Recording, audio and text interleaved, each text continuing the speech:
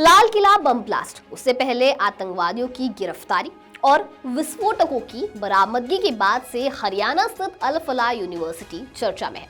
पकड़े गए आतंकी डॉक्टर्स यूनिवर्सिटी के अधीन संचालित हो रहे मेडिकल कॉलेज में काम कर रहे थे। इसके बाद से अल फलाह यूनिवर्सिटी को संदिग्ध माना जा रहा है। वहीं इस यूनिवर्सिटी का संचालन करने वाले ट्रस्ट के ट्रस्टी जवाद अहमद सिद्दीकी की सफलता भी बेहद संदिग्ध है। जवाद अहमद सिद्दीकी ने 30 साल में एक बड़ा शिक्षा साम्राज्य खड़ा किया है। ऐसे में सवाल है कि अल फलाह ट्रस्ट के मुख्य ट्रस्टी जवाद अहमद सिद्दीकी कौन है, उन्होंने कहां से पढ़ाई की है और कब इस ट्रस्ट की शुरुआत हुई है। नमस्कार, मैं दिशा हटवार और आप देखना शुरू कर चुके हैं नव भारत लाइव। दिल्ली की एक अदालत ने अल फलाह ग्रुप के चेयरमैन जावेद अहमद सिद्दीकी को प्रवर्तन निदेशालय को 13 दिनों की कस्टडी में सौंप दिया है। सिद्दीकी की गिरफ्तारी अल फलाह यूनिवर्सिटी से जुड़े बड़े पैमाने पर मनी लॉन्ड्रिंग, वित्तीय धोखाधड़ी और टेरर फंडिंग के गंभीर आरोपों की जांच के सिलसिले में की गई है। ईडी ने सिद्दीकी को पीएमएलए की धारा 19 के तहत 18 नवंबर को देर रात गिरफ्तार किया था। अदालत ने विस्तृत रिमांड आदेश में कहा है कि यह मानने के लिए उचित आधार है कि सिद्दीकी ने बड़े पैमाने पर धोखाधड़ी और धन के विचलन से जुड़ी मनी लॉन्ड्रिंग का अपराध किया है। कौन है जावेद अहमद सिद्दीकी? जावेद अहमद सिद्दीकी का जन्म 15 नवंबर 1964 को मध्य प्रदेश के महू में हुआ था। उन्होंने इंदौर की देवी अहिल्या यूनिवर्सिटी से बीटेक किया और 1992 से 1994 तक जामिया मिलिया यूनिवर्सिटी से लेक्चरर भी रहे। सिद्दीकी ने 1992 में अल फलाह इन्वेस्टमेंट कंपनी में निदेशक के रूप में कार्य करना शुरू किया और बाद में अल फलाह ट्रस्ट की स्थापना की। उनका व्यवसाय शिक्षा, सॉफ्टवेयर, वित्तीय सेवाओं और ऊर्जा क्षेत्रों तक फैल गया।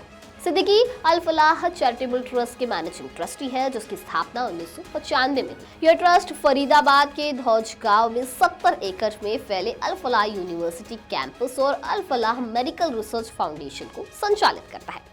सिद्दीकी पर पहले भी वित्तीय गड़बड़ी के आरोप लग चुके हैं। साल 2000 में दक्षिण पूर्व दिल्ली में निवेश धोखाधड़ी का मामला दर्ज हुआ था और 2001 में उन्हें गिरफ्तार किया गया था। और 2004 में निवेशकों का पैसा वापस करने की शर्त पर जमानत मिली थी। जावेद अहमद पर प्रमुख आरोप।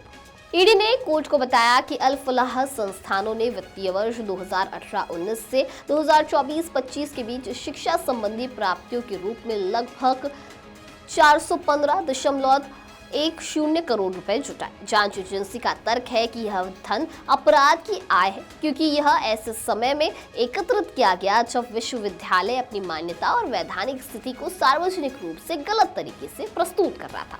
आरोप है कि सिद्दीकी ने ट्रस्ट के पैसे को गलत तरीके से अपने परिवार की कंपनियों में भेजा। कंस्ट्रक्शन, कैटरिंग और अन्य सेवाओं के कॉन्ट्रैक्ट सीधे उनकी पत्नी और बच्चों की कंपनियों को दिए गए। मनी लॉन्ड्रिंग के लिए शेल कंपनियों का भी इस्तेमाल किया गया। वही बताया ये भी जा रहा है कि सिद्दीकी ने चैरिटेबल ट्रस्ट में अपनी पत्नी, बेटी और भाइयों को ट्रस्टी बना रखा है, जिससे यूनिवर्सिटी सीधे उनके कंट्रोल में है। सिद्दीकी की गिरफ्तारी में आतंकवाद को फंडिंग से जुड़े मनी लॉन्ड्रिंग मामले का भी कनेक्शन सामने आया है।